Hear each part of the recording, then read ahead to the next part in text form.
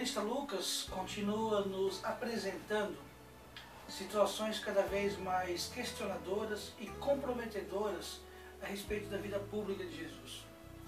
A cada passo, a cada nova mensagem, nós, como cristãos católicos batizados, somos questionados e convidados a refletir bastante sobre a nossa atuação, sobre a nossa vivência cristã. Neste 27º domingo do tempo comum, a Igreja nos propõe o trecho que está em Lucas, no capítulo 17, versículos de 5 a 10. E o Palavra de Salvação de hoje vai refletir a respeito deste assunto, deste texto. Os apóstolos disseram ao Senhor: aumenta a nossa fé. O Senhor respondeu: se vocês tivessem fé do tamanho de uma semente de mostarda, poderiam dizer a esta amoreira: arranque-se daí e plante-se no mar, e ela obedeceria a vocês. Se alguém de vocês tem um empregado que trabalha a terra ou cuida dos animais, por acaso vai dizer-lhe quando ele volta do campo: venha depressa para a mesa? Pelo contrário, não vai dizer ao empregado: prepare-me o jantar, cinja-se, sirva-me, enquanto eu como e bebo, e depois disso você vai comer e beber? Será que vai agradecer ao empregado porque ele fez o que lhe havia mandado? Assim também vocês, quando tiverem cumprido tudo o que lhes mandarem fazer, digam: somos empregados inúteis, fizemos apenas o que devíamos fazer. Palavra da salvação. Talvez tenha mais um daqueles trechos que, embora curtinho, 5 versículos apenas, traz muito ensinamento, traz muita informação. E também nós temos que ter aquele cuidado, não levar as histórias que Jesus conta ao pé da letra, não levar as suas palavras ao pé da letra. Mas tudo tem um contexto a ser conhecido, a ser observado. Tudo tem um porquê. Cada pergunta que o apóstolo faz, cada resposta que Cristo dá, tem um porquê e um para quê. E é isso que a gente vai tentar refletir hoje. Primeiro, esse trecho, mesmo sendo pequenininho, nós podemos dividi-lo para melhor interpretá-lo, para melhor refletir sobre ele. E a primeira parte dessa divisão fica justamente ali no primeiro versículo, no versículo 5, em que os apóstolos dizem a Jesus: Senhor, aumenta a nossa fé. É comum que em muitas situações da nossa vida nós percebamos que a nossa fé não é suficiente para enfrentar essas situações, para enfrentar esses momentos, muitas vezes de dificuldade, de doença, enfim. E muitas vezes nós também acabamos nos dirigindo a Deus pedindo: Senhor, aumenta a nossa fé. Eu creio, mas aumenta a minha fé. Mas para a gente conseguir entender o sentido e também a resposta a esta pergunta, a este pedido, nós precisamos ter consciência do que é a fé. Como eu defino fé? Como você define fé? Para muitos, fé é simplesmente acreditar, simplesmente crer. Então eu tenho fé porque eu acredito em todas as verdades que a igreja me apresenta, eu acredito em todos os dogmas, eu acredito em todas as devoções. Se nós reduzirmos o conceito de fé a simplesmente acreditar em algo, essa pergunta não faz sentido. Esse pedido de aumenta a nossa fé não faz sentido. Porque quando se trata de acreditar, ou você acredita, ou você não acredita. Não existe o eu acredito, mas, eu acredito, porém, eu acredito, só que. Me explica melhor para que eu acredite. Então, quer dizer, ou eu acredito ou não acredito. Não existe meio termo no acreditar. Sendo assim, não tem como aumentar ou diminuir a fé. Se a fé é simplesmente acreditar, ou você acredita ou não acredita, então ou você tem fé ou você não tem fé. Agora, nós também podemos definir fé no sentido de caminhada. A fé é uma caminhada, uma adesão, um cumprimento àquele convite, né? Uma resposta àquele convite que Jesus faz. Quem quiser me seguir, tome a cada dia a sua cruz e me siga. Então essa caminhada, este seguimento de Jesus, nós também podemos definir como fé?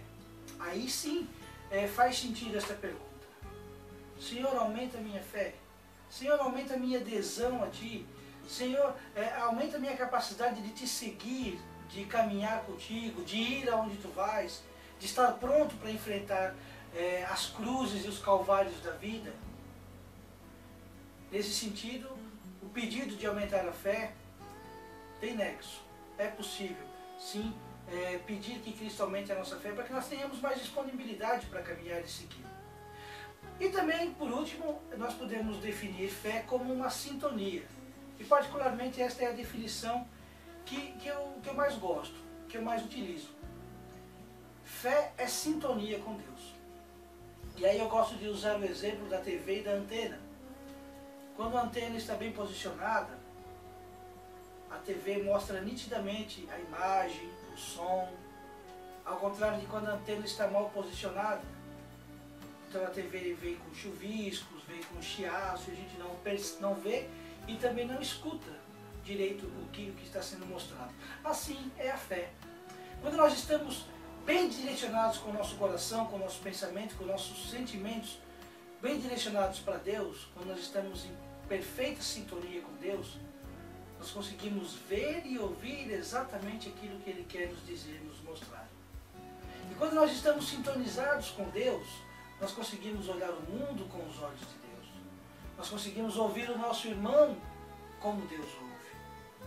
Nós conseguimos ter diante de nós o mundo exatamente como Deus o fez, como Deus tem.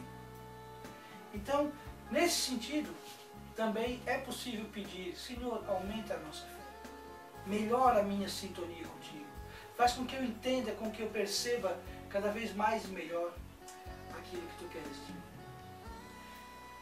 Então, compreendendo, entendendo o que é fé, nós conseguimos entender o porquê de os discípulos terem feito essa pergunta a Jesus. Se fé fosse simplesmente acreditar, eles não teriam por que fazer a pergunta. Mas para eles, a fé era uma caminhada. Era a caminhada que eles estavam vivendo com Jesus. E chegou um determinado momento dessa caminhada em que as coisas foram ficando mais complicadas. As palavras de Jesus foram ficando mais duras, mais comprometedoras. A gente lembrar um pouquinho que Lucas nos trazia nos domingos anteriores, Jesus fala de uma porta estreita que nós temos que nos esforçar para atravessar. Jesus falava de deixar de gostar do pai e da mãe, se desapegar dos bens, partilhar aquilo que se conquista com o suor do trabalho. Jesus convidava a perdoar aqueles que erram e acolher aqueles que estão perdidos. Então, são situações, são convites, são atitudes muito complicadas de um ser humano normal, de um ser humano comum pôr em prática. Sentindo essa preocupação de não estar correspondendo bem àquilo que Cristo queria deles, com todas essas propostas, com todas essas mensagens, eles chegaram ao ponto de corajosamente e humildemente pedir: Senhor, aumenta a minha fé, aumenta a nossa fé. Que bom se nós tivermos a cada dia esta humildade e esta coragem. Senhor, aumenta a minha fé porque eu não estou conseguindo tolerar aquela pessoa. Senhor, aumenta a minha fé, aumenta a minha sintonia contigo para eu poder enfrentar este problema no meu trabalho. Senhor, aumenta a minha fé para eu entender o motivo, o porquê e aprender com essa doença. Senhor, aumenta a minha fé para eu conseguir conviver com as pessoas da minha família. Enfim, são tantas situações que nos parecem humanamente impossíveis, mas que pela fé nós conseguimos enfrentar e conseguimos transpor.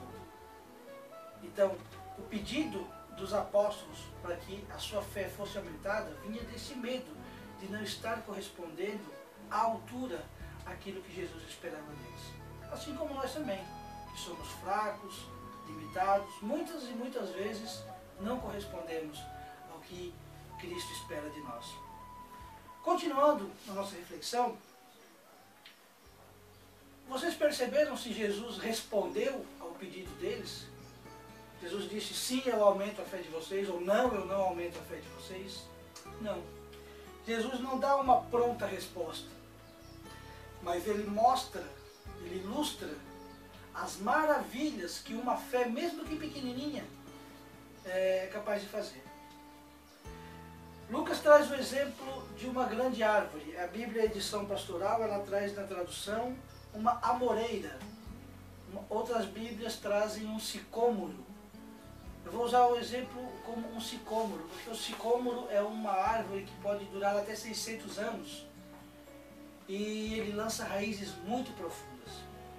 E naquela época, arrancar uma árvore dessa da terra era uma ação praticamente impossível. Não existia equipamento, não existia tecnologia, não existia força braçal suficiente para fazer isso, para arrancar um sicômoro da terra. Então, se já era difícil, quase impossível, arrancar essa árvore da terra, muito mais difícil e até mesmo impossível plantá-la no mar. Alguém já viu uma árvore crescer sobre as águas do mar? Então, são duas atitudes bem, quase impossíveis. Plantar uma árvore no mar e tirar uma árvore desse tamanho da terra. Mas Jesus diz que uma fé pequenininha poderia fazer isso. E aqui é onde nós temos que dar uma paradinha para fazer esse alerta. Não levar ao pé da letra as palavras do Evangelho. Porque quando nós levamos ao pé da letra essa mensagem, nós podemos pensar, então tudo o que eu quiser, mesmo que a minha fé seja pequena, eu consigo. Então eu vou exercitar a minha fé. E eu vou pedir que aquela doença do meu amigo, do meu parente desapareça. Eu vou pedir que aquela situação financeira dele melhore. Nós não podemos achar que a fé é uma maneira de fazer com que Deus faça as nossas vontades, que Deus realize os nossos desejos. A fé não é uma lâmpada mágica, como a lâmpada de Aladim. A fé é vivência, fé é sintonia, fé é caminhada. Então nós não podemos limitar a fé, a nossa fé, a fé em Deus, a prática de milagres, a prática de coisas sobrenaturais. Eu já falava no domingo passado, triste de quem fundamenta a sua fé em coisas extraordinárias. E esquece de olhar as coisas simples, os sinais simples do dia a dia. Assim como Jesus não exige de nós uma fé tremenda, uma fé gigantesca, mas sim uma fé que basta ser do tamanho comparada com um grão de mostarda, assim também, as provas da nossa fé, os sinais que nos levam a ter fé, não precisam ser sinais extraordinários. Mas o simples fato de olhar uma mãe cuidando do seu filho, de olhar a natureza que se desenvolve, tudo isso deve nos levar a acreditar e a aceitar, a aderir e buscar a sintonia com esse Deus. Então Jesus não dá uma pronta resposta ao pedido dos apóstolos. Ao invés disso, ele conta uma história. Ele compara a fé com um grão de mostarda. E ele diz que se nós tivermos uma fé pequenininha, nós seremos capazes de coisas tremendamente grandes. Então, se nós não vamos levar ao pé da letra e pensar que a fé serve para resolver problemas materiais, situações materiais, para que serve a fé então? Pensemos no nosso mundo. Quantas nações estão em guerra há tantos anos? Quantas nações vivem em guerra, disputam território por diferenças culturais, enfim, por uma série de motivos, se mantêm constantemente em guerra? Quantas pessoas dentro de uma mesma casa, de uma mesma família, não conseguem se olhar, não conseguem ter uma conversa amigável? Quantas lideranças nas nossas comunidades se hostilizam, falam mal uma da outra pelas costas, levam reclamações à frente, levam críticas, levam comentários muitas vezes maldosos e às vezes também mentirosos? Quantas calúnias existem entre famílias, entre amigos e às vezes até entre lideranças, pessoas envolvidas com a igreja, com a vida pastoral, trazendo para dentro de nós quantos preconceitos quantos rancores, quantos vícios, quanto egoísmo estão plantados, arraigados, enraizados profundamente dentro de nós. A fé, meu irmão, minha irmã, a nossa fé deve nos levar a isso. A tirar as raízes profundas do ódio, do preconceito, do egoísmo, dos vícios que nos escravizam de dentro de nós. A fé deve nos levar a promover a paz entre as famílias, entre as pessoas de uma mesma família, entre membros de comunidade. A fé deve nos ajudar a arrancar as raízes dos rancores, das mágoas, do ressentimento. A fé deve nos levar a promover, a construir, a disseminar a paz entre os povos, entre as nações. A vontade de Deus, o desejo de Deus é que todos tenham vida em abundância e vivam na unidade. Se o mundo está como está, e nós fazemos parte desse mundo e temos a nossa contribuição na situação precária em que o mundo se encontra, é porque falta fé. O ser humano perdeu a sua sintonia com Deus. O ser humano perdeu a sua relação de amor com Deus. Nós queremos muito que Deus nos ame e que Ele prove esse amor por nós a cada dia, nas nossas conquistas, nas nossas vitórias, nas coisas materiais que vêm à nossa mão, mas nós não retribuímos esse amor a Deus. Porque nós achamos que a nossa fé é um recurso para que Deus faça as nossas vontades. Mas nós não utilizamos a nossa fé como um recurso para que a vontade de Deus, de que haja vida e abundância, de que haja paz e de que haja unidade no mundo, se faça. Segunda parte da nossa reflexão, Jesus conta uma parábolazinha que é meio, a princípio parece um pouco fora disso que a gente vem falando até agora. Ele fala daquele patrão, que tem um empregado. Notem que sempre que Jesus se refere a um patrão nas suas parábolas, esse patrão simboliza Deus. Agora vejam a atitude deste patrão, desta parábola que Jesus contou. Não é bem uma parábola, é uma situação que ele cria para continuar ilustrando o sentido da fé. Se um de vocês tem um empregado, ou seja, o patrão tem um empregado, e esse empregado trabalha o dia todo, ele cuida da terra, ele cuida dos animais, Esse empregado chega em casa cansado de um dia de trabalho. Qual é a atitude esperada do patrão? Que o patrão permita que o empregado tome um banho, se alimente, descanse um pouquinho para depois continuar o serviço da casa. Mas Jesus fala que o patrão vai fazer exatamente o contrário. Ele vai dizer, não estou nem aí se tu está cansado, vem aqui, me serve, prepara-me o jantar, põe um cordão na tua cintura, enquanto eu como e bebo. E só depois disso é que tu vais comer e beber. Então primeiro eu, já cuidaste da minha terra, cuidaste do meu campo, cuidaste dos meus animais, das minhas posses, agora cuida de mim e depois cuida de ti. Será que o patrão vai agradecer ao empregado porque ele fez que o empregado fez o que o patrão mandou? Com certeza não. Porque o empregado não está fazendo mais do que a sua obrigação.